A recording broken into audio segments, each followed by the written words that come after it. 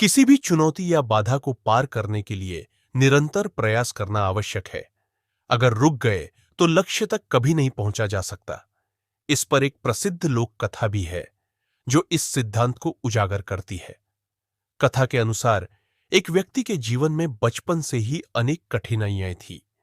पिता का देहांत हो चुका था और बचपन में ही उसके ऊपर अपनी माता, भाई बहनों की देखभाल की जिम्मेदारी आ गई थी। जब वह बड़ा हुआ और उसका विवाह हुआ तो समस्याओं की संख्या और बढ़ गई। एक परेशानी खत्म होती नहीं कि दूसरी आ जाती थी। अपनी कठिनाइयों से परेशान होकर एक दिन वह एक प्रसिद्ध संत के पास गया और निवेदन किया, मुझे अपना शिष्य बना ले, मैं बहुत दुखी हूं। संत ने सहर्ष कहा, ठीक है, तुम्हें शिष्य बना लिया, अब अपनी समस्या बताओ।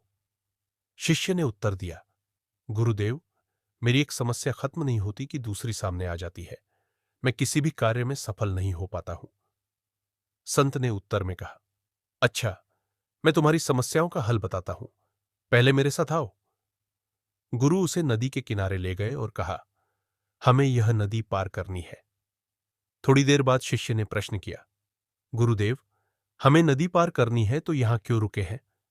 संत ने उत्तर दिया, हम इस नदी के सूखने का इंतजार कर रहे हैं, तब इसे पार करेंगे। शिष्य को यह बात अजीब लगी और उसने कहा, गुरुदेव, नदी का पानी कैसे और कब सूखेगा? हमें इसे अभी पार करना चाहिए। संत ने समझाया, यही मैं तुम्हें बताना चाहता हूं। जीवन में समस्याएं हमेशा बनी रहेंगी। हमें रुकना नहीं है, बल्कि आगे बढ़ते रहना है। तभी हम समस्याओं का हल निकाल सकते हैं। अगर रुक गए तो किसी भी बाधा को पार नहीं कर सकेंगे। शिष्य को संत की बात का मर्म समझ में आ गया।